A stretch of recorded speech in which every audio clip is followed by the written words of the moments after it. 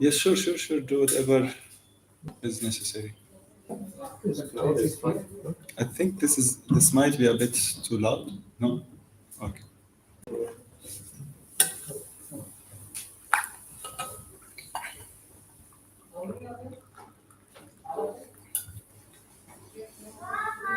Okay.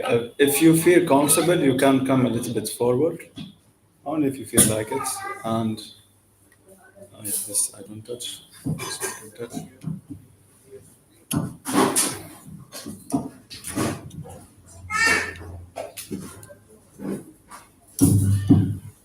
Can somebody play carton?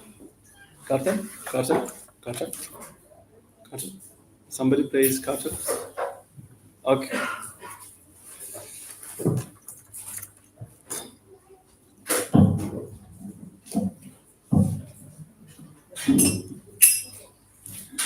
Jaya Radha Madhava Kunja Bihari Jaya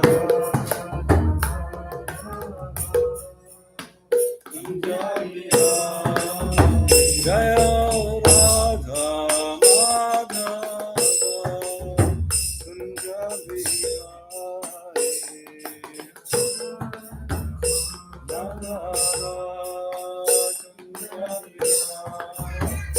Jaya Gopi Janavallabha Jaya Girivaradhari Jaya Girivaradhari Jaya Gopi Janavallabha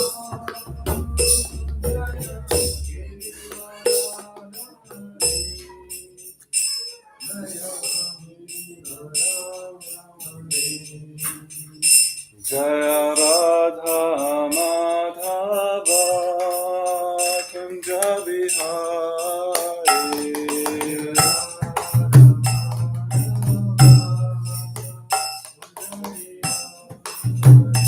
Jaya Gopi Janavallabha Girivaradhari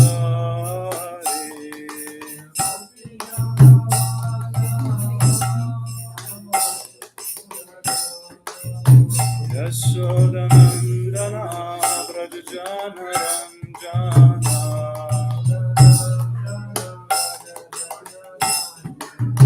Yashodanandana Brajajana Ranjana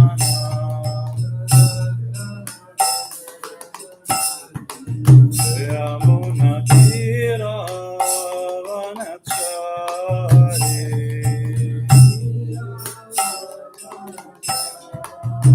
Yamuna Tira Vanachari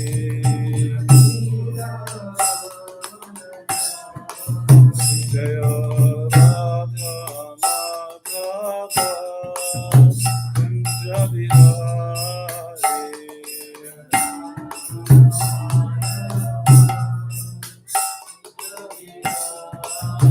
Jaya Gopi Janavallabha Girivaradhari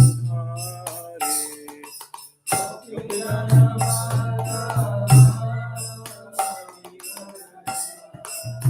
Yashodanandana Brajajana Ranjana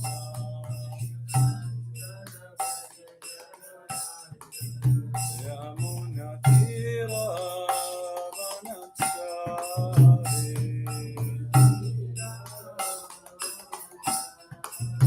Jaya Shri Krishna Chaitanya Prabhu Nityananda Vyasaita Gadadha Srivasadi Gaura Bhattacharya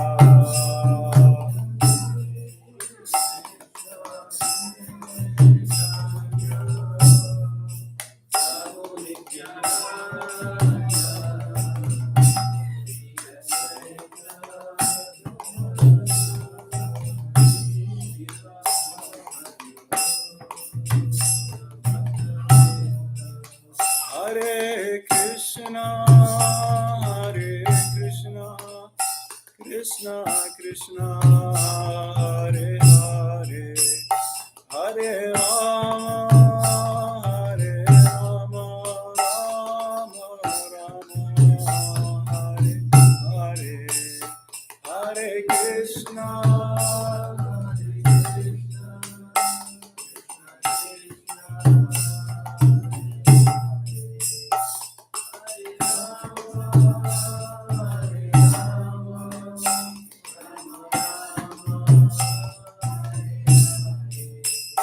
Hare Krishna, Hare Krishna, Krishna Krishna, Hare Hare, Hare Rama, Hare Rama, Rama Rama, Hare Hare, Hare Krishna, Hare Krishna, Krishna Krishna, Hare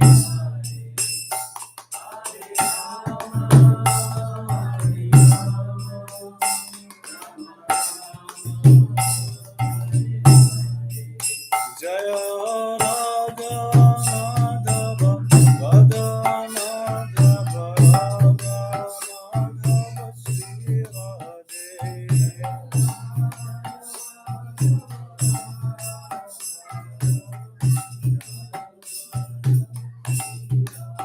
Jaya Radha Damodara Radha Damodara Radha Damodara Shri Radhe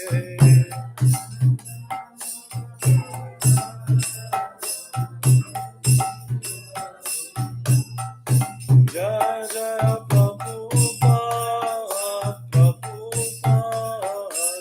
Prabhupada Jaya Jaya Prabhupada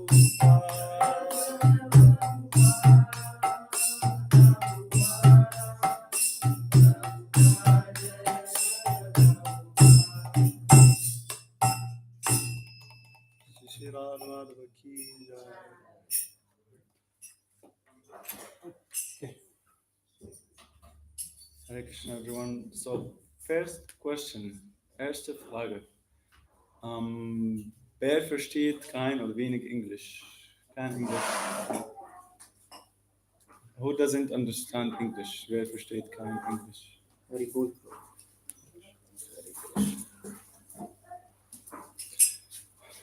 Okay. So I will do a small announcement. Yes, please. Announcement is good. Give us some enthusiasm. Yeah, Hare Krishna. So thank you very much to all the well-wishers and devotees for joining in this convention preparing for Vedic culture. We have a very special guest with us today. So Balaram, His Grace Balaram Prabhu. So let us welcome him by one time loudly chanting Hare Krishna Maha Mantra. Hare Krishna, Krishna Krishna, Hare Hare. Hare Rama, Rama Rama, Hare Hare. So, Mataji, danke dir hast gesagt, dass wir machen heute Vortrag in Deutsch. So, how many devotees don't understand German? Okay, maybe all the devotees, they can come this side. We will arrange a translation and the lecture will be in Deutsch. Kurze wie du willst, aber wenn alle verstehen Englisch und 5 verstehen kein Deutsch. Ja, you should speak English also. You can't speak Okay. English, okay. Then it's English. Also wer versteht kein Englisch, ist nicht schüchtern, ich kann auch. English is okay for everyone? Okay. Okay. Weil 5 Prabhus hier sprechen kein Deutsch. Ist in Ordnung? Ja. Okay. In English. Also ich werde das Einfachste für euch. Prabhu, done with the announcement? Yeah.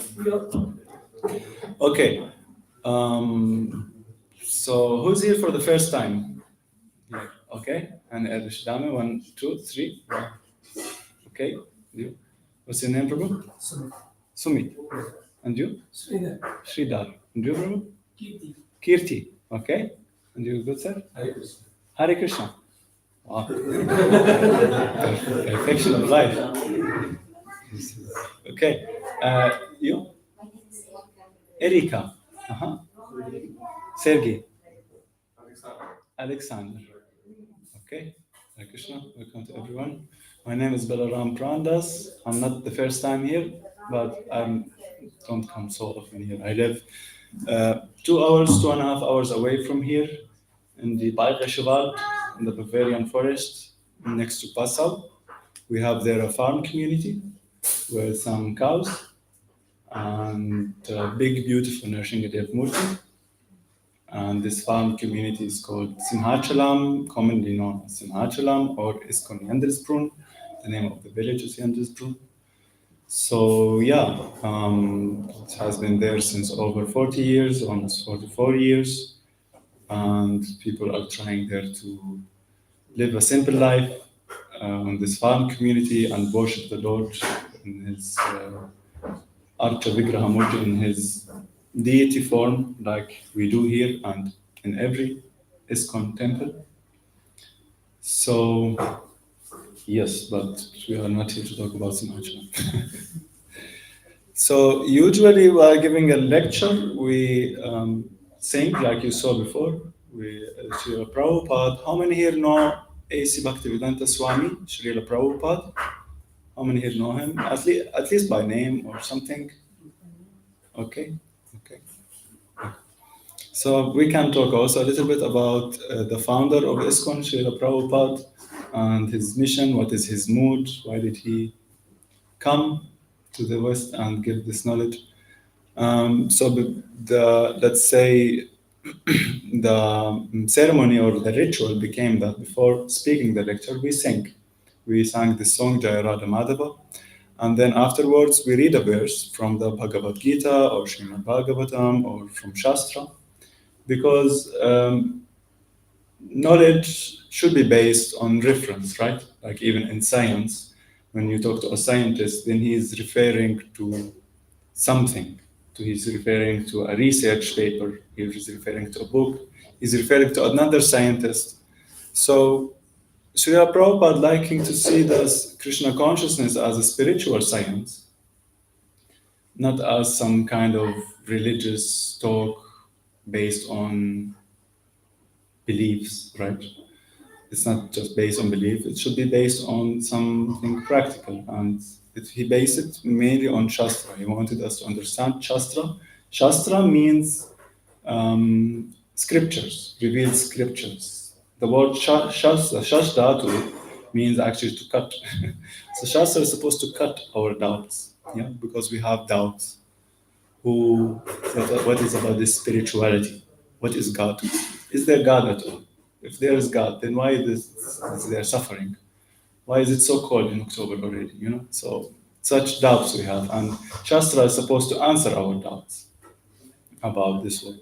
So, and before we start reading the scriptures or the Shastra, we pray. It's technically like invocation prayers that we ask for blessings from our spiritual master and from the Lord that He speaks through us. Because on our own power, actually, we cannot do much. We may think that I'm a learned person, I'm a master's, PhD, or whatever, but that is not the case in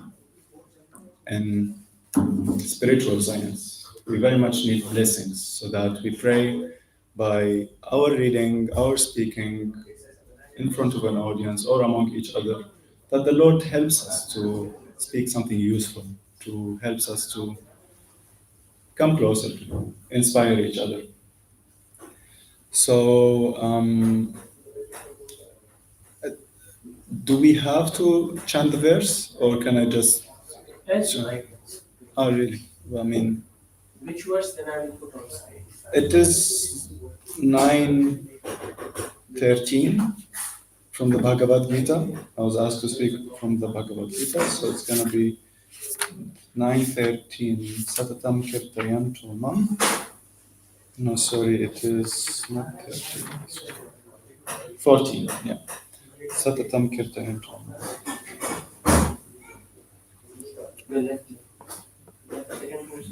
Yes, take your time.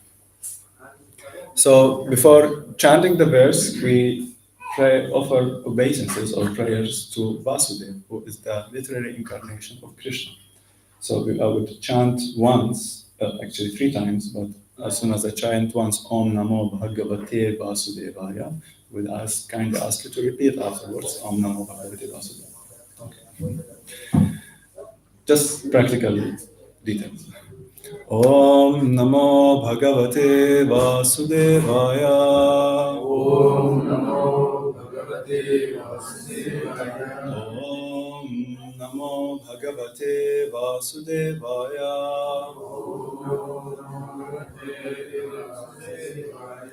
Om Namo Bhagavate Vasudevaya. Om Namo Bhagavate Vasudevaya. 14, 1, 4. So we are reading from the Bhagavad Gita as it is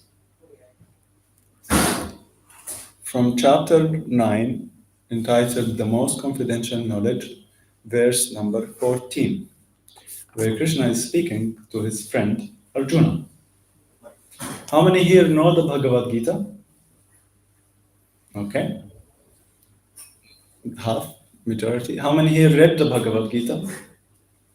Okay, how many here read the Bhagavad Gita as it is? Okay. Yes, we talk about it. So we will chant this verse and and then we read the purport, the translation and the purport by A.C. Bhaktivedanta Swami Prabhupada. Satatam Kirtayanto Mam Yatantash Cha Dridhavrataha Namasyantash Cha Mam Bhaktya Nitya Yukta Upasate Satatam Kirtayanto Mam Satatam Kirtayanto Mam Yatantascha Dridhavrataha Namasyantascha Mam Bhaktya Nitya Yukta Upasate Satatam Kirtayanto Mam Yatantascha Dridhavrataha Namasyantascha Mam Bhaktya Nitya Yukta Upasate. Somebody would like to chant? Satatam Kirtayanto Mam Satatam Kirtayanto Mam Yatantasya Yatantasya Dridhavrataha Namasyantasya Mam Bhaktya Namasyantasya Mam Bhaktya Nitya Yukta Upasate. Nitya Yukta Upasate. Thank you. Somebody of the ladies would like to try? Do. Okay. So word for word translation. Satatam, Satatam always. always. Kirtayanta, Kirtayanta chanting. Mam, Mam about me. about me. Yatanta, Yatanta fully endeavoring. fully endeavoring. Cha, Cha also. also. Dridhavrataha, Dridhavrataha with determination. with determination. Namasyanta, Namasyanta offering obeisances. offering obeisances. Cha, Cha and. and Mam, Mam me. Bhaktya, Bhaktya in devotion. devotion. Nitya Yukta, Nitya Yukta perpetually engaged. perpetually engaged. Upasate, Upasate worship. worship. So, translation. Always chanting my glories, endeavoring with great determination, bowing down before me, these great souls perpetually worship me with devotion. Purport. The Mahatma cannot be manufactured by rubber stamping an ordinary man. His symptoms are described here. A Mahatma is always engaged in chanting the glories of the Supreme Lord Krishna, the personality of Godhead. He has no other business. He is always engaged in the glorification of the Lord. In other words, he is not an impersonalist. When the question of glorification is there, one has to glorify the Supreme Lord, praising his holy name. His eternal form, His transcendental qualities, and His uncommon pastimes. One has to glorify all these things. Therefore, a Mahatma is attached to the Supreme Personality of Godhead. One who is attached to the impersonal feature of the Supreme Lord, the Brahma Jyoti, is not described as a Mahatma in the Bhagavad Gita. He is described in a different way in the next verse. The Mahatma is always engaged in different activities of devotional service as described in the Srimad Bhagavatam, hearing and chanting about Vishnu, not a demigod or a human being. This is devotion. That is devotion. Shravanam Kirtanam Vishnu and Smaranam, remembering him. Such a Mahatma has firm determination to achieve at the ultimate end the association of the Supreme Lord in any one of the five transcendental rasas. To achieve the success, he engages in all activities, mental, bodily, and vocal, everything in the service of the Supreme Lord, Sri Krishna. That is called full Krishna consciousness. In devotional service, there are certain activities which are called determined, such as fasting on certain days, like the 11th day of the moon, Ekadashi, and on the appearance day of the Lord. All these rules and regulations are offered by the great acharyas for those who are actually interested in getting admission into the association of the Supreme Personality of Godhead in the Transcendental World. The Mahatmas, great souls, strictly observe all these rules and regulations, and therefore they are sure to achieve the desired results.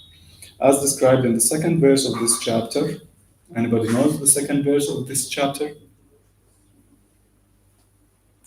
We can go to it later on. Not as described in the second verse of this chapter, not only is this devotional service easy, but it can be performed in a happy mood. One does not need to undergo any severe penance and austerity. He can live this life in devotional service, guided by an expert spiritual master and in any position, either a householder or a sannyasi or a brahmachari, in any position and anywhere in the world. He can perform this devotional service to the Supreme Personality of Godhead and thus become actually a Mahatma, a great soul. Om Ajnanaatimirandasya Jnananjanashalakaya Chakshurumritam Yena Tasmai Shri Gurave Namaha.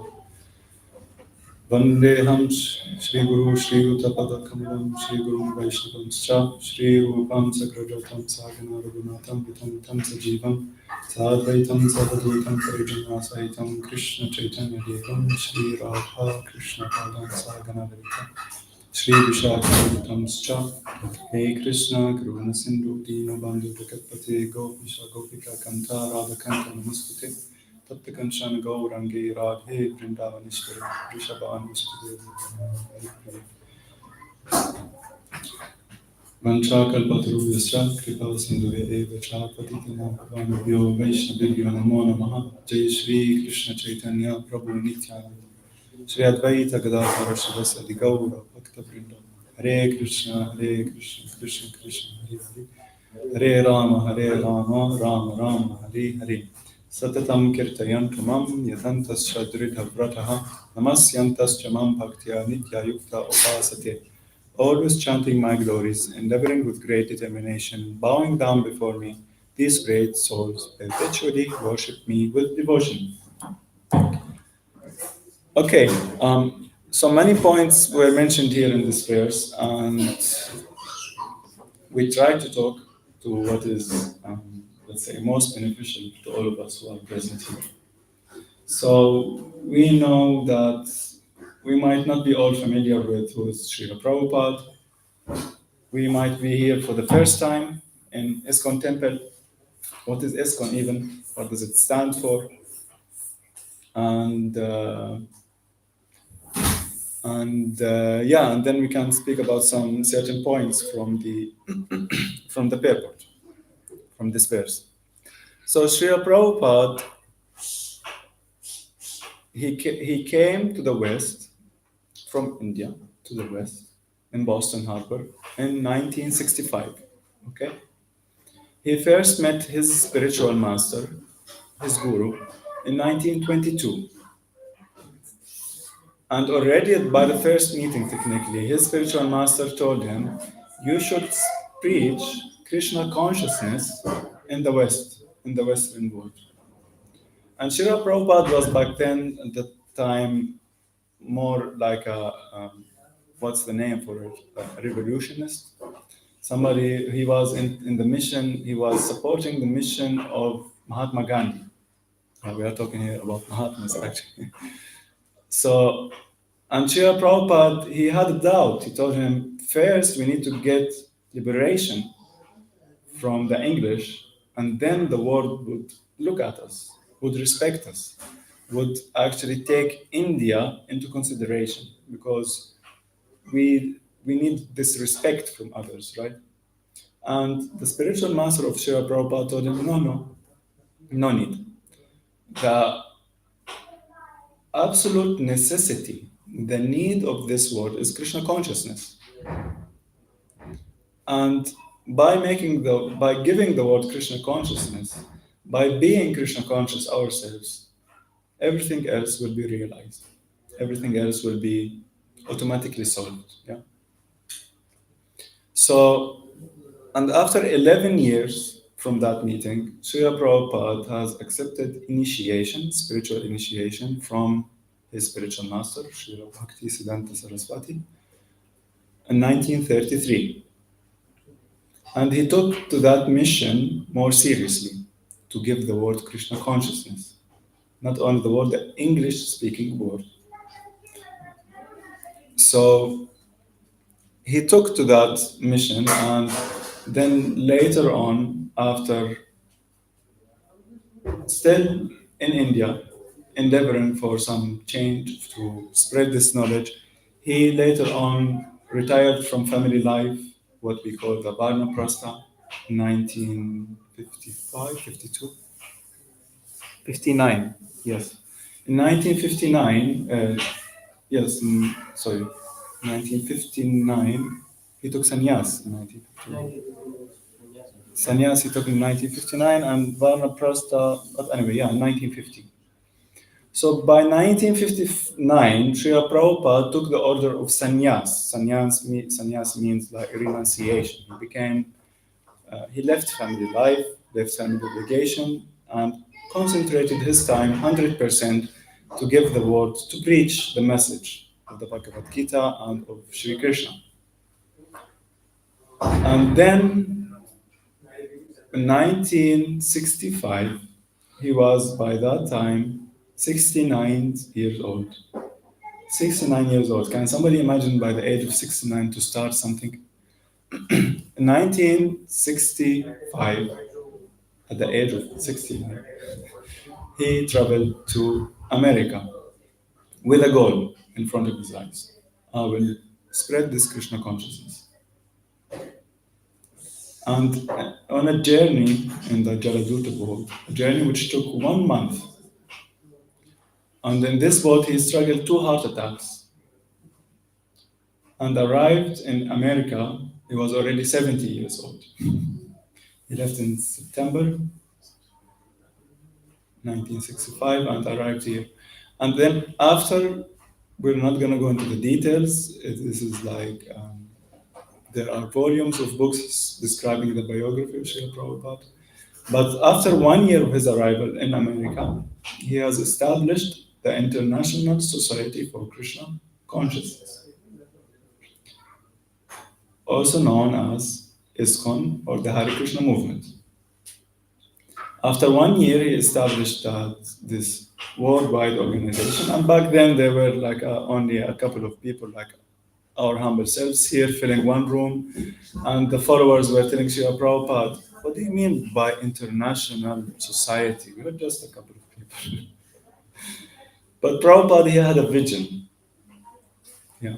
He knew that one day this international society actually will spread around all the world, in every town and village.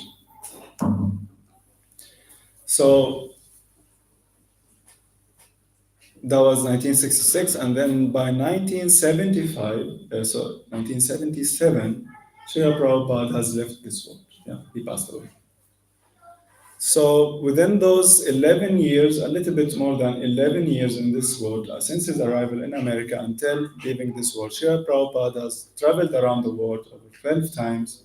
He has established over 100 temples like this, temples in the cities, farm communities, like we were talking about Simhachalam, eco villages, and so on. And left us also over 80 volumes, yeah, 80 volumes of books, like Bhagavad Gita, as it is. There are many versions of Bhagavad Gita, but Prabhupada very assertively, very boldly, he called this Bhagavad Gita as it is. Because he didn't give his own opinion, like he says in this Bhagavad Gita. He just delivered the words of Krishna as they are. No, how to say, his own interpretation. Yeah, sometimes we hear people nowadays, they say, in my opinion, I think this is my truth. Yes, very good. This is your truth. This is your opinion, but give me something solid. So spirituality nowadays can be something very complicated, right?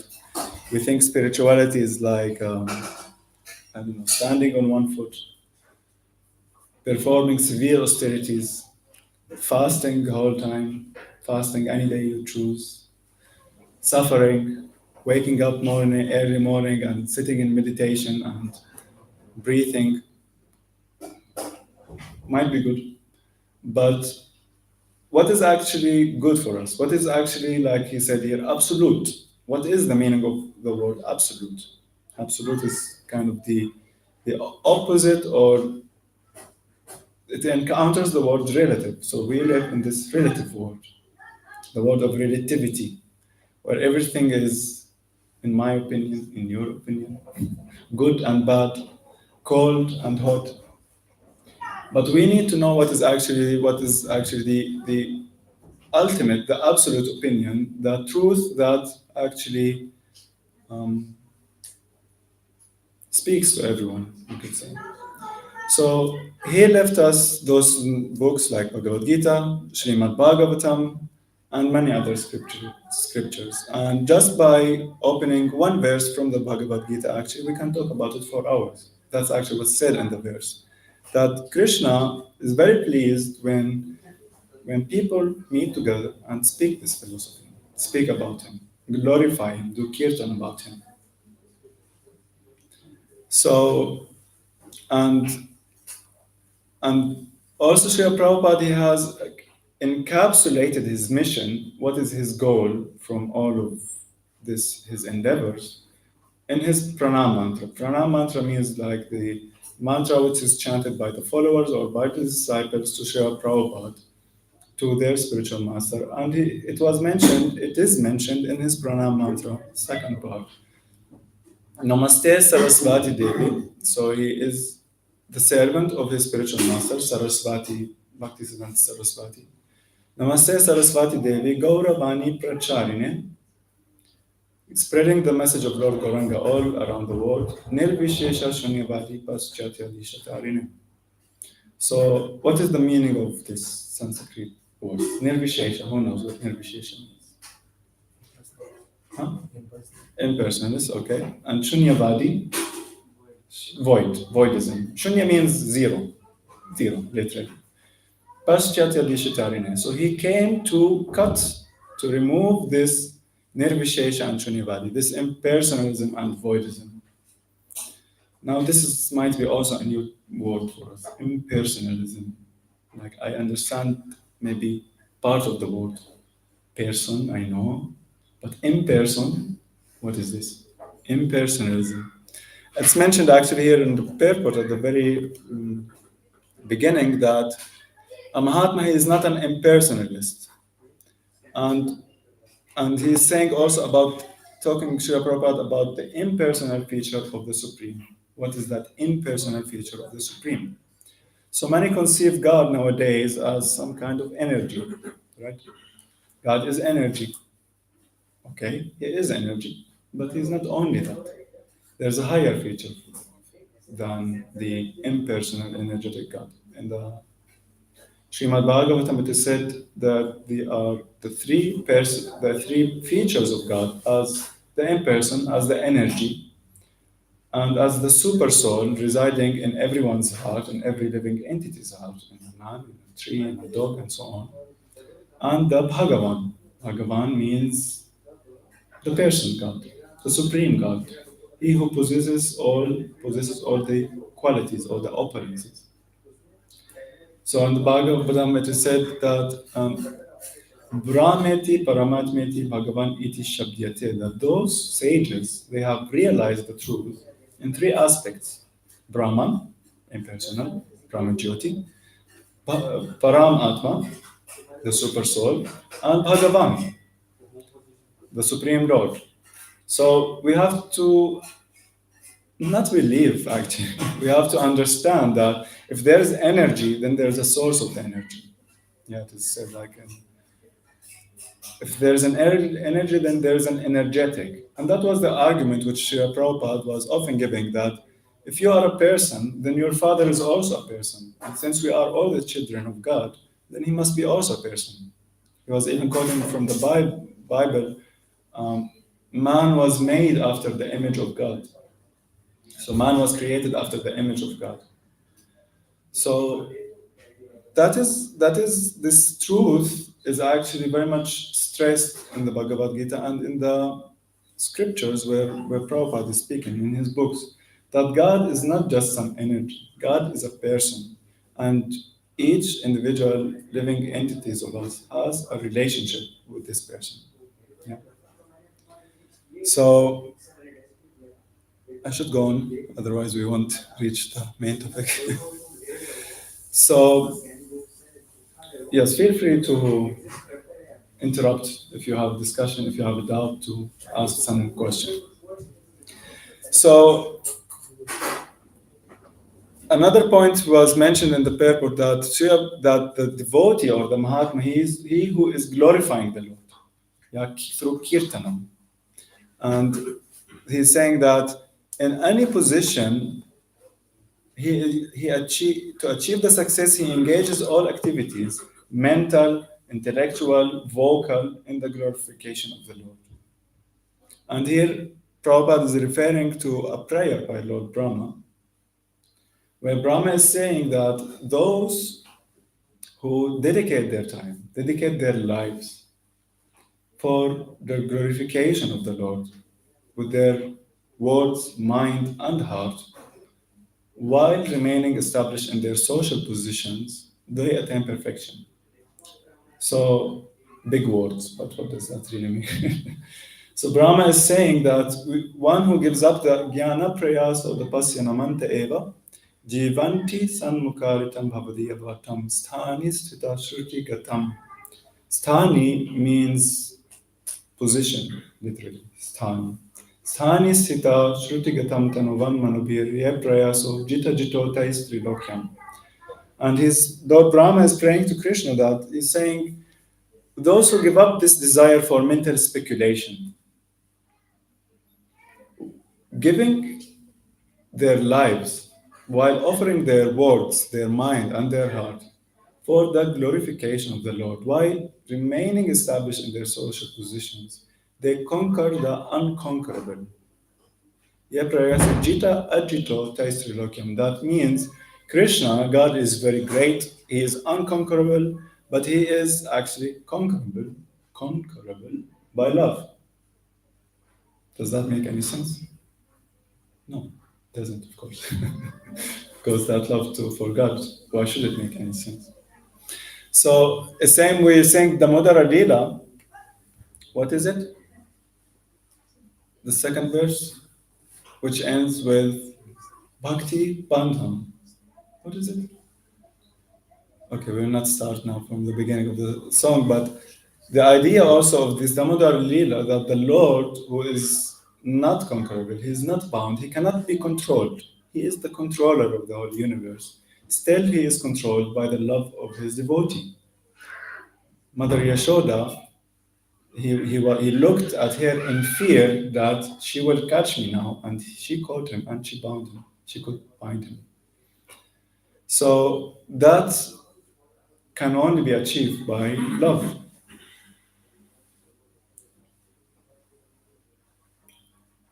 and endeavor, by great endeavor and by the mercy of God. So, back to the point that those who remain established in their positions, we think nowadays to practice spirituality, now you need to go to the cave or you need to go to the Himalayas in the cold, be half naked to the best, and meditate, and somehow you will attain perfection. That doesn't work nowadays anymore. And that point is also mentioned here that God is not limited to a person who goes somewhere. He is not limited to if you go to the Himalayas or if you go to ISKCON Munich in Ostring-Sieben, right? Or if you go to Simhachalam in the Bayerische Wald, or if you go in the center of Munich city, because he is everywhere, right? But while coming to the temple, visiting the temple, then it's easier to see God, especially when there are lights telling you so beautiful lighting and decoration, because it's all about remembering. How easy can we remember the Lord actually when we are outside? Yeah, you're walking in the Fußgänger zone with 3,000-4,000 people around you, with all kinds of scenes and smells and songs and so on, and then you're supposed to be like the sage in the Himalayas. Forget it. But let's be practical. Nobody can give up his life. Some people do have to walk maybe every day through the Fußgänger zone in Munich, or go to work, or go and can only, if at all, come at Sunday to the temple, right? And for that, even this is like, or to the church, or to the mosque on Friday, to the church on Sunday. So the point is that spirituality is not limited to a certain social position. Spirituality is not limited for a man or a woman, or an Indian or a German, or a Hindu or a Muslim. What else is there? To a doctor or to a professor or to an illiterate. Because those are material designations. And that was the mood of Srila Prabhupada when he was preaching. Bhakti is not about material designations. Bhakti means devotion, and what we are practicing here is Bhakti Yoga. So yoga means connection, and Bhakti means devotion or love. And this is the yoga of devotion. Yoga means union, literally, like the word religion actually means also union, or reunite. Religera. Religera means to unite, and religera is the religion, is to reunite. So bhakti is not about what is your status, where do you come from, what are you wearing, Prabhu. Are you wearing dhoti? Then you can practice yoga. You can practice bhakti. You're not wearing dhoti, sorry, you missed the train.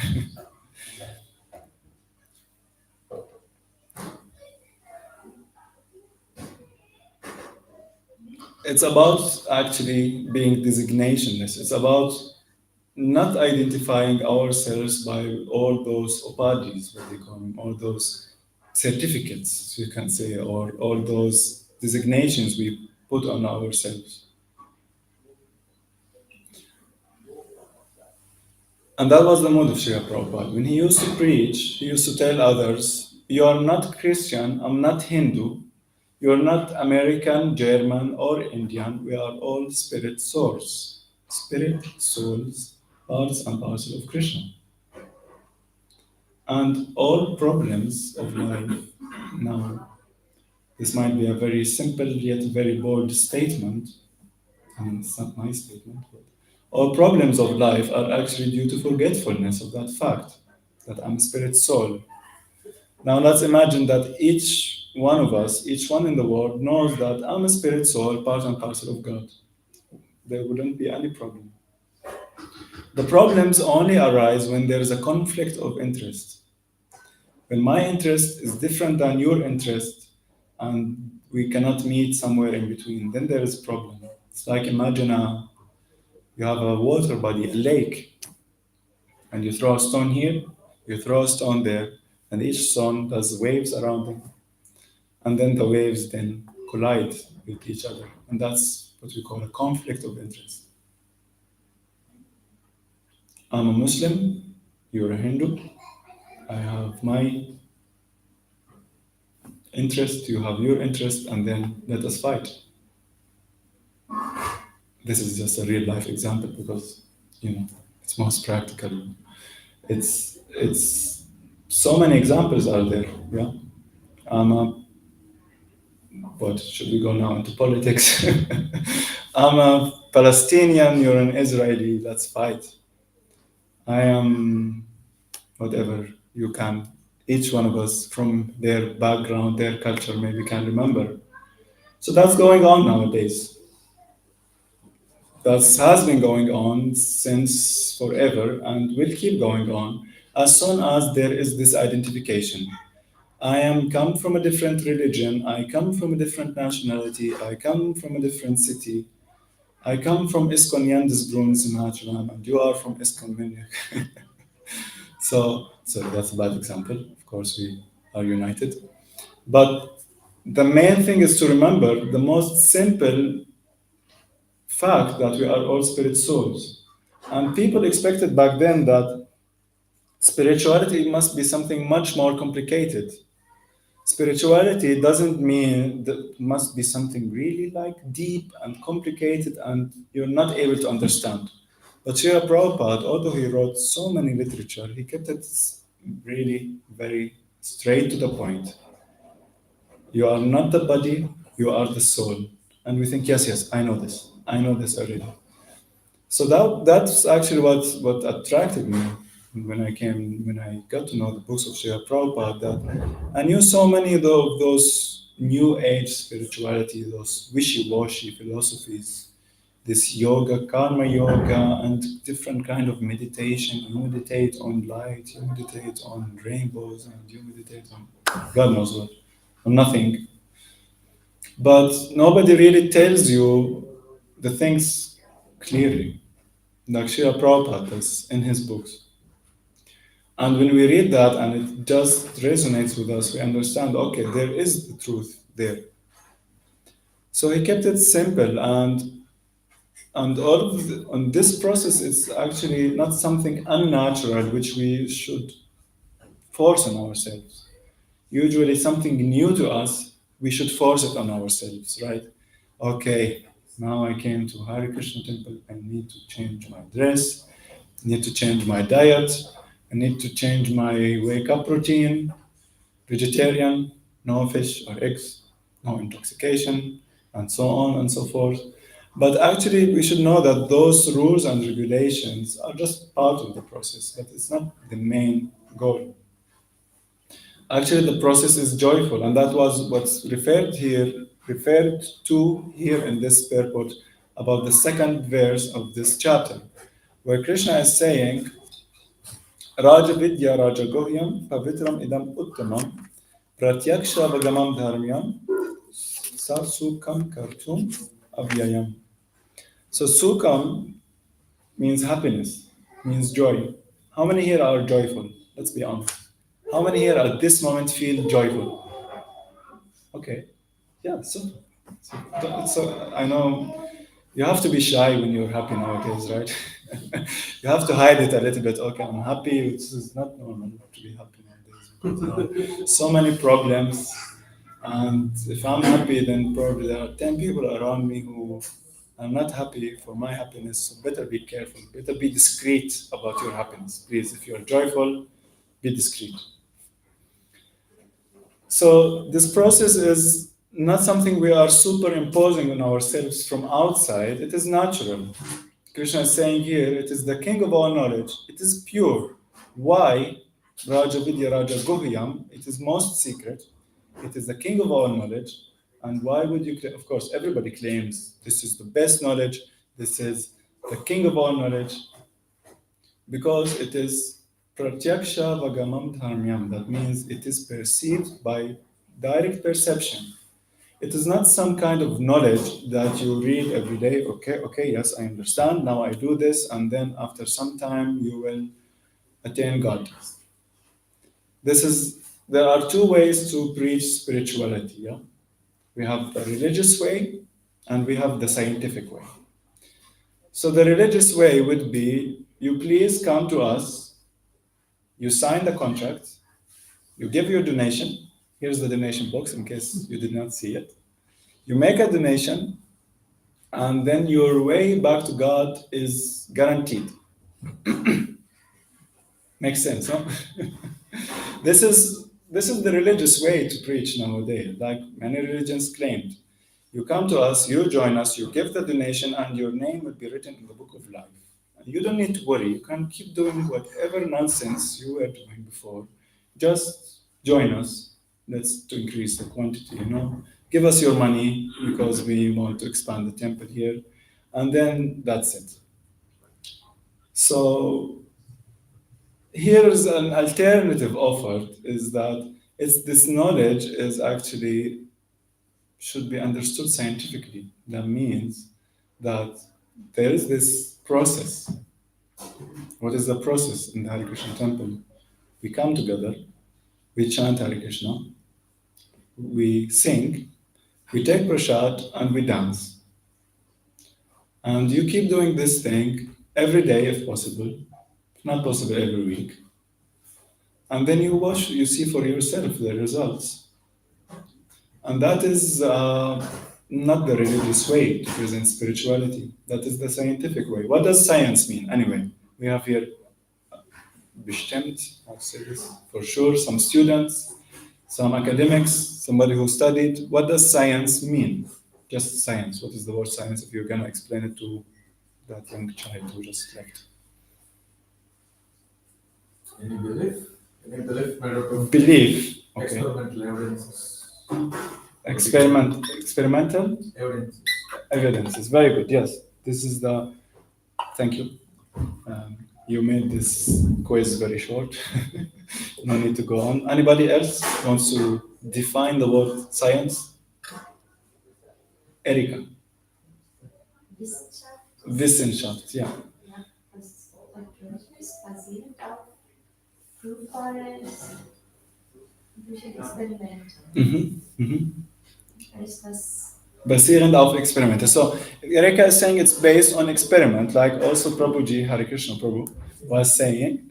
It is an experimental knowledge. So spirituality, in this sense, Krishna consciousness is an experiential journey.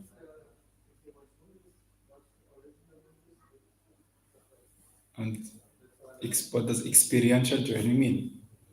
It means that there is a theory, and then there is the experiment. Now, the experiment, if you forgot what is our experiment for today and for every day, you would come to a Hare Krishna temple, or maybe to Hare Krishna Prabhu also, maybe he's doing it home.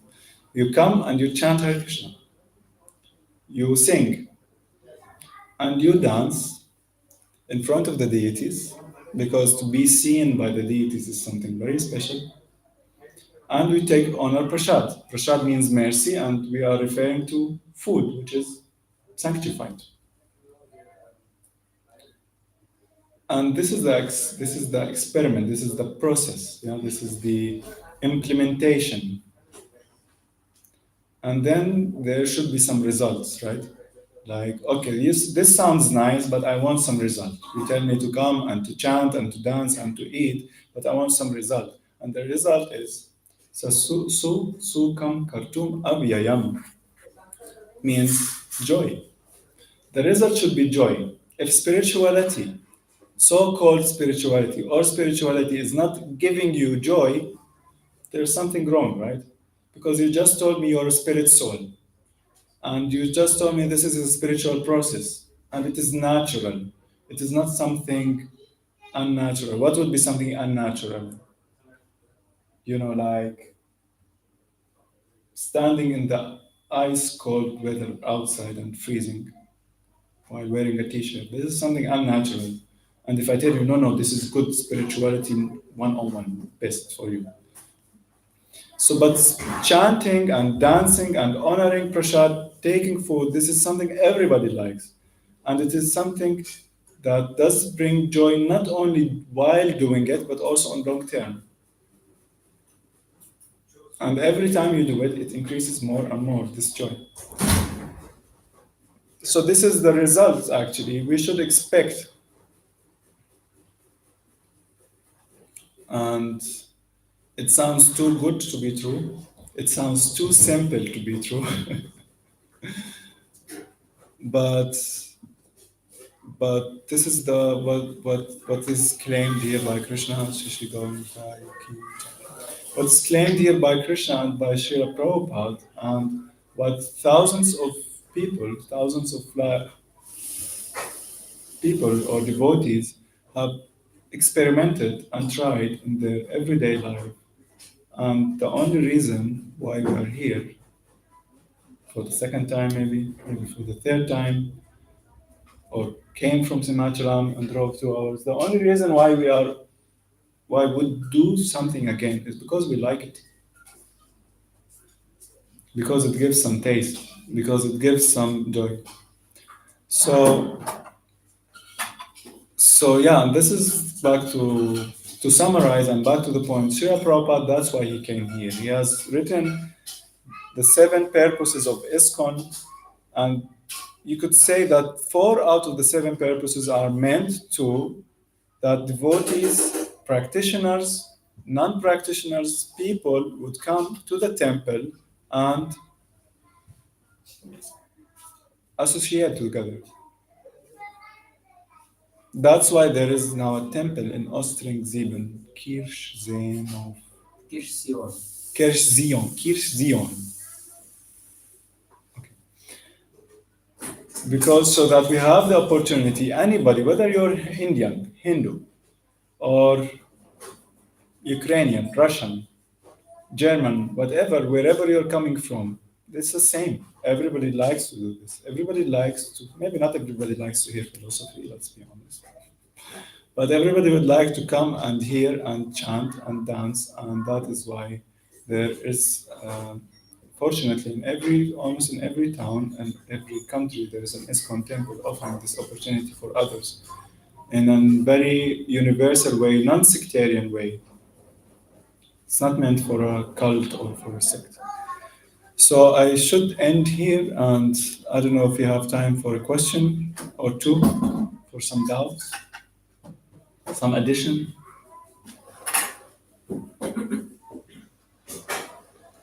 Okay, otherwise, when is the next program? After the offering, right? Arati. Go to Arati.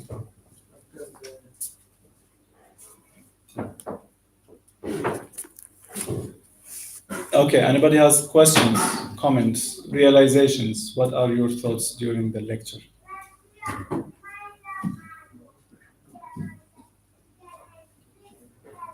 The lecture was very eye-opening, right? I've been already in this. Krishna, so I would like to share. I'm from India, Mhm. and I've been. My parents are already in Swami and they're practicing last 15 years. Oh, okay. Yeah. So by coming here and understanding that how people are accepting to this, this is called the Hare Krishna movement. So it's very inspiring for me also to learn from the devotees and get inspired. And also let everyone know that how this Hare Krishna movement is not just sectarian or as you mentioned a Hindu cult or something. It's universal for everyone. So Krishna is for everyone and everyone is our Krishnas. So yeah, so that's very inspired me. Yeah. Thank you. Thank you. Somebody else? Don't be shy. Okay. Thank you. So we can stop here, or would you? I can keep talking. I'm like a stereo, a radio which is plugged. And what do you desire? What do you like? Should we sing? Should we do kirtan? Should we do on the experiment now? We talk too much theory. Let's do the experiment, kirtan. But really, it means singing together. It means like giving your heart.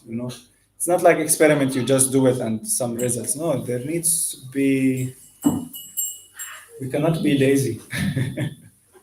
We cannot be lazy because Krishna will give us as much as we give him, yeah? As much as we give him, he will reciprocate. Ye yatamam prapadyante. So the more we cry for him, we give our hearts, we chant Hare Krishna with emotions, with love, in a prayerful mood actually. The more we will get back. So if you like, until their lordships now eat, we can sing 5 minutes Mahamantra, and please try to chant loudly because I think on Sundays you're allowed to sing loudly in the city, right? At least where I come from. So sing loudly, sing from your heart, and chant as if you're the only person in the room. Don't worry, nobody will judge you if you have a beautiful voice or not. Definitely not Krishna. Krishna doesn't care if you have a beautiful voice or not, or if you have good musical skills. He only cares about what's in here actually. What do you want from this chanting? What do you want from this prayer? Why are you praying for me at all? You want money? You want a beautiful wife? Or do you want love for God, which is the highest goal of life? So, yeah, let's try it. Hare Krishna. Srila Prabhupada ki jai. I can end stream here. Okay. Hare Krishna, Gana, thank you for joining us and everybody who's online. Stream beenden. Yeah, bro. Yes. Jai Jai Shri Radhe.